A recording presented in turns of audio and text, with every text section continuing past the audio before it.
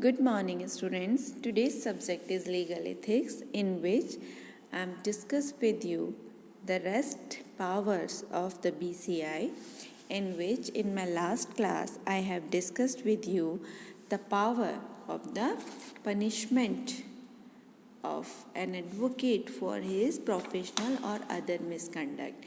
So the power lies under section 36 of the Advocate Act, and it says that if any complaint received to the Bar Council of India by an individual person or by a state Bar Council or by itself, the BCI sent a matter to the discipline committee, and discipline committee, while following the procedure, submit its report to the BCI. Right, यहाँ तक कल हम discuss कर चुके थे। तो इसके आगे क्या है, किस प्रकार जो डिसिप्लिन कमेटी है वो काम करती है, वो हम पढ़ते हैं।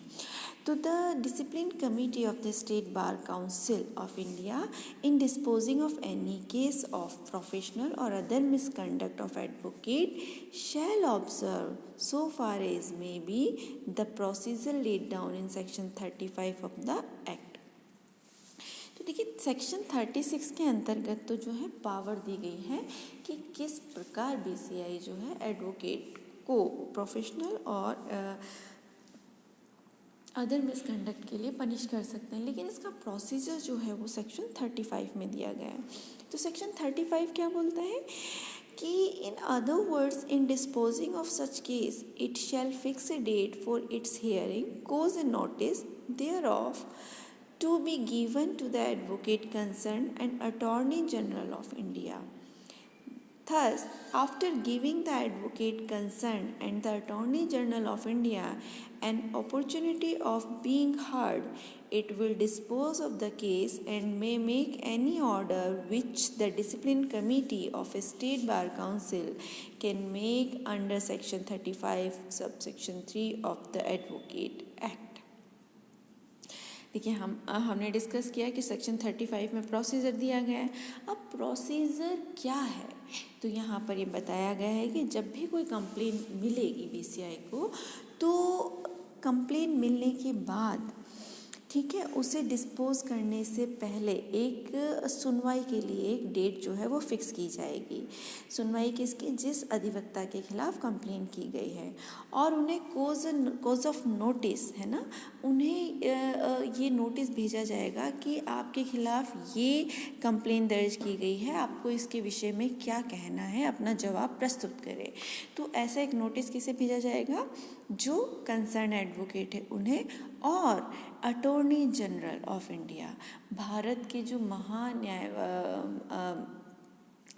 अटॉर्नी जनरल ऑफ इंडिया है, महाधिवक्ता है, उन्हें ये भेजा जाएगा, ठीक है, कि इस अधिवक्ता के खिलाफ ये मामला पाया गया है।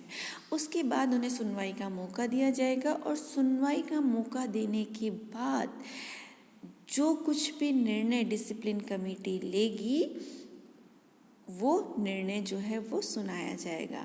इसके बाद क्या होता है, देखिए जो डिसिप्लिन कमेटी ने जो निर्णय ले लिया उसे या तो फॉलो करना होता है या उसके आगे आप अपील कर सकते हैं, ठीक है।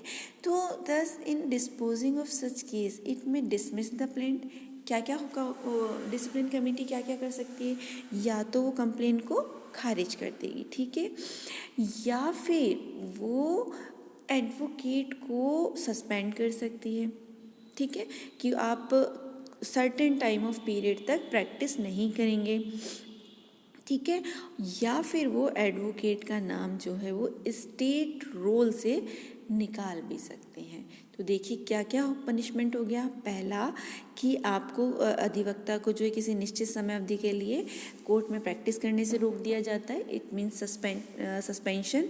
दूसरा, उस एडवोकेट का जो नाम है वो स्टेट रोल लिस्ट से निकाल दिया जाता है, ठीक है, या फिर उसे जो है उनका जो लाइसेंस है वो रद्द कर दिया जाता है। तो ये जो पनिशमेंट्स हैं वो एडवोकेट के लिए हैं, ठीक है। अब subsection 4 of section 36 make it clear that if any proceedings are withdrawn for inquiry before the disciplinary committee और the bar council of India, the state bar council concerned shall give effect to any such order.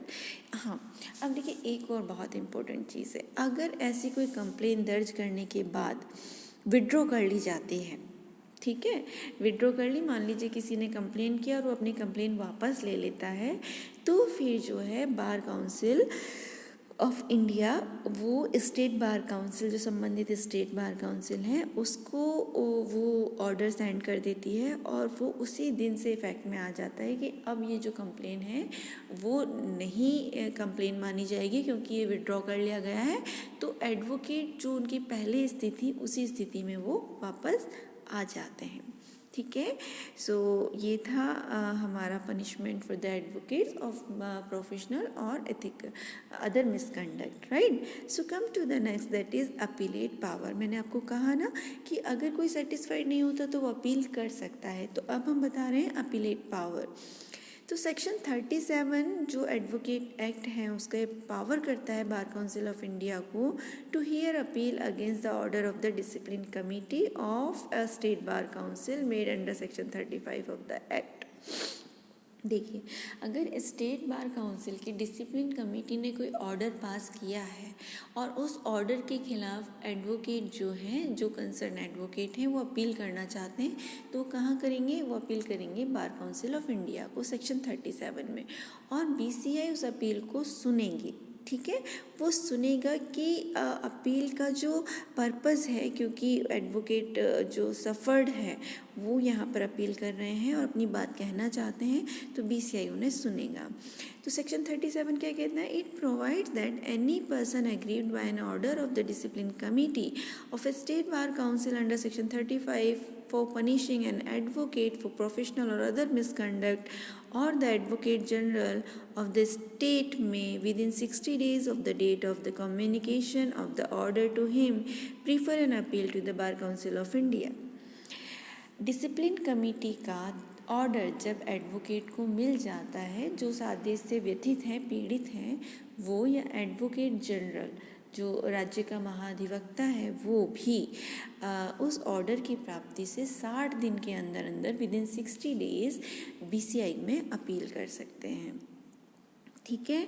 ऐसी प्रत्येक जो appeal होगी वो BCI की discipline committee के समक्ष रखी जाएगी और वो उसका निर्धारण करेंगे, ठीक है। और उसके बाद जो भी जजमेंट होगा, जो उन्हें ठीक लगता है, वो जजमेंट वहाँ पर पास किया जाएगा। तो देखिए, अगर कोई अधिवक्ता को स्टेट बार काउंसिल की डिसिप्लिन कमेटी ने प्रोफेशनल या किसी अन्य प्रकार के मिसकंडक्ट के लिए पनिश किया है, तो उनके पास ये रेमेडी है कि वो बीसीआई को अपील कर सकते हैं सेक्शन 37 में, उनकी वहाँ पर सुनवाई होगी। तो होप आपको ये चीज़ें समझ आई होंगी, और thank you so much for today's lecture. Thank you very much.